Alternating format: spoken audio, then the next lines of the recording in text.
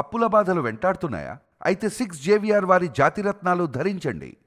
కూకట్పల్లిలో 10 ఏళ్ల బాలిక సహస్ర మర్డర్ కేసుకు సంబంధించి పోలీసులు కీలక పురోగతి సంపాదించారు. అదే బిల్డింగ్లో ఉన్నటువంటి సెకండ్ ఫ్లోర్లో అద్దెకుంటున్న ఒడిషా రాష్ట్రానికి సంబంధించిన ఫ్యామిలీ, ఆ ఒడిషా రాష్ట్రానికి సంబంధించిన యువకుడు సంజయ్ని రాత్రి నుంచి కూడా అదుపులోకి తీసుకుని విచారిస్తున్నారు. అతని మీద పోలీసులకు ఎందుకు అనుమానం కలిగింది అంటే, పోలీసులు విచారణ చేస్తున్న క్రమంలో సీసీ ఫుటేజ్ని పరిశీలించారు. ఆ ఇంటి దగ్గర ఉన్నటువంటి సీసీ ఫుటేజ్ ఏమీ లేదు. అయితే ఆ ఇంటి చుట్టుపక్కల సీసీ కెమెరాల్ని పరిశీలిస్తే ఈ యువకుడు అనుమానాస్పదంగా తిరగటం కనిపించింది. ఎప్పుడు? ఉదయం 10 గంటల నుంచి 12 గంటల మధ్యలో పాపం మర్డర్ జరిగింది. ఆ సమయంలో ఆ వీధిలో రోడ్ల మీద 2-3 సందర్భాల్లో అటు ఇటు తిరగటాన్ని పోలీసులు గమనించారు. అనుమానాస్పదంగా కనిపించాడు. అతన్ని అదుపులోకి తీసుకొని ప్రస్తుతం విచారిస్తున్నటువంటి పరిస్థితి కనిపిస్తుంది. అతడు ఈ ఫ్యామిలీ చేతబడి చేసింది అని నమ్మి కక్ష పెట్టుకుని ఈ విధంగా దారుణంగా చంపేశాడని చెప్పి వార్త వస్తూ ఉంది. మరి ఇంతవరకు పోలీసులు ఈ విషయానికి సంబంధించి ధృవీకరించలేదు. ఎందుకంటే పెంట్ హౌస్లో ఆ కుటుంబం నివసిస్తోంది. పెంట్ హౌస్లో ఉన్న కుటుంబం చేతబడి చేయటం వల్ల మా కుటుంబం మీద ఇట్లా నా భార్య అనారోగ్యానికి గురి కావటానికి, నా భార్య ఆరోగ్యం పూర్తిగా క్షీణించడానికి పైన పెంట్ హౌస్లో ఉంటున్నటువంటి ఆ కుటుంబమే కారణం అని భావించి కక్ష పెంచుకొని ఈ విధంగా ఆ అమ్మాయి మీద దాడి చేసి కత్తితో పొడిచి పొడిచి చంపేశాడు అని చెప్పి ఒక వార్త అయితే ప్రస్తుతం వస్తోంది. పోలీసులు ఇంకా ధృవీకరించలేదు. మళ్ళీ మీకు ఈ విషయం చెప్తా ఉన్నాను. పోలీసులు మరికొద్ది సేపట్లో ఒక ప్రెస్ మీట్ పెట్టి ఏం జరిగిందన్నది కూడా క్లియర్గా చెప్పే అవకాశం కనిపిస్తుంది. ప్రస్తుతం ఆ సంజయ్ అనే యువకుడి మీద ఈ విధమైనటువంటి అనుమానాలతో ప్రశ్నిస్తా ఉన్నారు. అతను ఏ విధంగా సమాధానాలు చెప్తా ఉన్నాడు, అతను ఎందుకు ఈ విధంగా అనుమానాస్పదంగా కనిపించాడు, ఈ మొత్తం విషయాలు కూడా పోలీసులు కూపీలాగి ప్రశ్నిస్తున్నటువంటి పరిస్థితి ఉంది.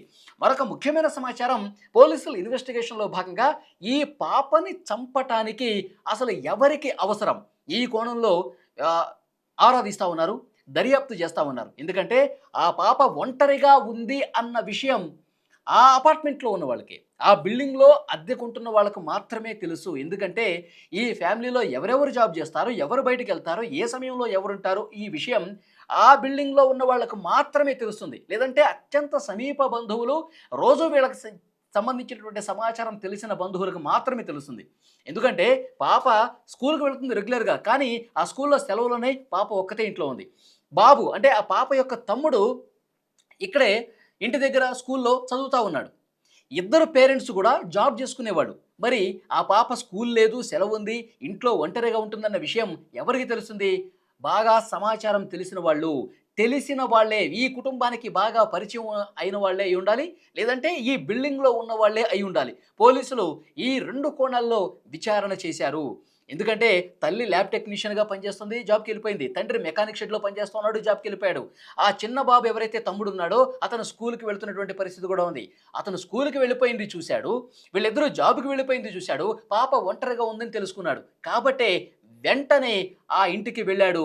అసలు ఏమాత్రం చడి చప్పుడు లేకుండా ఆ ఇంట్లోకి వెళ్ళి ఆ ఇంట్లో ఉన్న కత్తి తీసుకుని దారుణంగా పొడిచి పొడిచి పొడిచి 10 సంవత్సరాల పాపని అంత దారుణంగా పొడిచి చంపాల్సినటువంటి అవసరం ఎవరికి ఉంది? ఆ కుటుంబం మీద కక్ష పెంచుకున్న వాళ్ళే, ఆ కుటుంబం మీద కోపం ఉన్నవాళ్లే ఇదంతా చేసి ఉన్నారు అని చెప్పి పోలీసులు బలంగా అనుమానించారు. కుటుంబ సభ్యులు ఇతర సభ్యుల్ని విచారించారు, ఎలాంటి సమాచారం రాలేదు. బంధువులకి విచారించారు, ఎలాంటి సమాచారం కానీ అనుమానం కానీ కలగలేదు.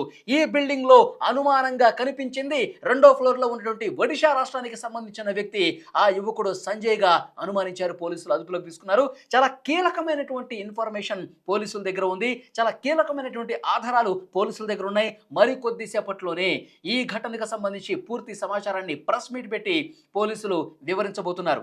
అంటే ఆ కుటుంబం గతంలో ఈ యువకుడితో జరిగినటువంటి గొడవ ఏమిటి అంటే, ఆ తల్లి ఎవరైతే ఉన్నారో పైన పెంట్ హౌస్లో బట్టలు ఆరేసే సందర్భంలో కావచ్చు, ఇల్లు క్లీన్ చేసుకున్న సందర్భంలో కావచ్చు, ఇంకా ఇతర కార్యక్రమం ఏదన్నా ఇంటి దగ్గర చేసినప్పుడు సెకండ్ ఫ్లోర్లోకి వెంట్రుకలు పడేవి, సెకండ్ ఫ్లోర్లోకి వాటర్ పడేవి, సెకండ్ ఫ్లోర్లో పైన ఉన్నటువంటి వస్తువులు పడేవి. ఇవన్నీ గమనించినటువంటి ఆ యువకుడు కొన్ని సందర్భాల్లో గొడవ పెట్టుకున్నట్టుగా తెలుస్తుంది. వెంట్రుకలు పడతా ఉన్నాయి, మీరు ఏం చేస్తూ ఉన్నారు, మా ఇంట్లో ఫ్యామిలీ సరిగా ఆరోగ్యం క్షీణించిపోతుంది, మా ఆవిడ ఆరోగ్యం క్షీణిస్తోంది అని చెప్పి గొడవ పెట్టుకున్నటువంటి సందర్భాలు గతంలో ఉన్నాయంట. సో ఇది మనసులో పెట్టుకొని ఏమైనా ఆ పాపను చేశాడా? అందరూ జాబులకి వెళ్ళిపోయిన తర్వాత, స్కూల్కి వెళ్ళిపోయిన తర్వాత పాప ఒంటరిగా ఉందన్న విషయం ఇతనికి తెలిసింది కాబట్టే ఇతను ఒంటరిగా అక్కడికి వెళ్ళి చాలా పదునైనటువంటి ఆయుధంతో దాడి చేసి పాపను చంపేశాడా, ఆ కక్ష పెట్టుకుని ఏమైనా చంపేశాడా అని పోలీసులు అన్ని కోణాల్లో విచారిస్తూ ఉన్నారు. ఆ యువకుడిని పిలిచి రాత్రి నుంచి కూడా విచారిస్తూ ఉన్నారు. మరికొంత క్లియర్ కట్ ఆధారాలు లభించిన తర్వాత పోలీసులు ప్రెస్ మీట్ పెట్టే అవకాశం కనిపిస్తోంది. రాష్ట్ర వ్యాప్తంగా తీవ్ర చర్చనీయాంశమైంది. కూకట్పల్లిలో హైదరాబాద్ నడిబొడ్డున ఉదయం 10 గంటల సమయంలో అపార్ట్మెంట్లో కింద వాళ్ళు అందరూ కూడా అద్దెకుంటున్న కుటుంబాలన్నీ కూడా ఉన్నాయి. అంత ఉదయాన్నే పట్టపగలు వచ్చి కత్తితో దాడి చేసి చంపే సాహసం ఎవరు చేయరు బయట వ్యక్తులైతే. లోపల ఉన్న వాళ్ళే చేసి ఉంటారు అని బలంగా నమ్ముతున్నారు పోలీసులు. ఆ కోణంలో దర్యాప్తు చేస్తున్నారు. వాస్తవాలు అనేవి ఈ సాయంత్రం వచ్చే అవకాశం కనిపిస్తోంది. పోలీసులు ఒకటి ఈ కోణంలోనే కాదు, వాళ్ళ కుటుంబంలో ఎవరైనా ఉన్నారా, ఈమె ల్యాబ్ టెక్నీషియన్గా చేస్తుంది, ఆ ల్యాబ్లో ఎవరైనా పనిచేసే వాళ్ళతో ఏమన్నా ఇబ్బంది ఉందా, లేదంటే ఈ మెకానిక్ షెడ్లో ఇతనితో పాటు షెడ్లో పనిచేసే మిగతా వ్యక్తులు ఎవరైతే ఉన్నారో, ఇతని ఫ్రెండ్స్ కావచ్చు, ఇతని అసిస్టెంట్స్ కావచ్చు, ఇతని కింద పనిచేసే వాళ్ళు కావచ్చు, ఎవరైనా ఉన్నారా, ఎవరైనా ఈ కుటుంబం మీద కక్ష కట్టారా, ఈ కోణంలో కూడా దర్యాప్తు చేస్తూ ఉన్నారు. ఈ సాయంత్రానికి క్లియర్ కట్గా పోలీసులు ఆధారాలతో సహా మీడియాకి వివరించే అవకాశం కనిపిస్తుంది. చాలా దారుణమైన విషయం. ఆ తల్లి ఎంత రోధిస్తుందో చూడండి.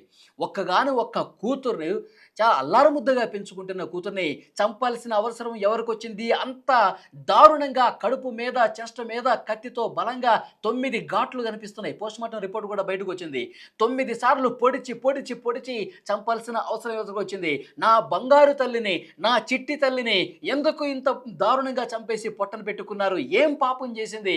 మమ్మల్ని చంపండి, మా భర్తను చంపండి, నన్ను చంపండి, చిన్నపిల్లలు ఏం చేశారా, ఎందుకురా నా చిన్నపిల్లని, నా బంగారు తల్లిని చంపేశారంటూ కింద దొల్లాడుతూ తల కొట్టుకుంటూ గుండెలు బాదుకుంటూ ఆమె రోధిస్తుంటే అక్కడ అద్దెకున్న వాళ్ళందరూ కావచ్చు, స్థానికంగా వాళ్ళతో పరిచయం ఉన్న వాళ్ళు కావచ్చు, కన్నీళ్లు పెట్టుకుంటున్నారు. హృదయ విదారకంగా ఆ దృశ్యం అయితే కనిపిస్తోంది. తల్లి బాధ ఎవరూ కూడా తీర్చలేని పరిస్థితి కనిపిస్తోంది. ఆమె రోదన నిజంగా చూసిన వాళ్ళకి కన్నీళ్లు పెట్టిస్తున్నటువంటి పరిస్థితి ఉంది. సో డెఫినెట్గా పోలీసులు చాలా సవాలుగా తీసుకున్నారు. అన్ని కోణాల్లో విచారిస్తున్నారు. అనుమానం ఉన్న ప్రతి ఒక్కరిని కూడా విచారిస్తున్నారు. ఈ సాయంత్రానికి అసలు విషయం బయటకు వచ్చే అవకాశం కనిపిస్తుంది. ఈ వీడియో చూస్తున్న ప్రతి ఒక్కరూ కూడా మీకు ఏమర్థమైంది? 10 ఏళ్ల బాలికని పట్టపగలు ఇంట్లోకి వెళ్ళి కత్తితో పొడిచి చంపినటువంటి ఈ కేసుకు సంబంధించి మీకేం అర్థమైంది? ఎవరు చంపి ఉంటారు అని చెప్పి మీకు అనిపిస్తోంది? తప్పకుండా కామెంట్ బాక్స్లో మీ అభిప్రాయాన్ని తెలియజేయండి.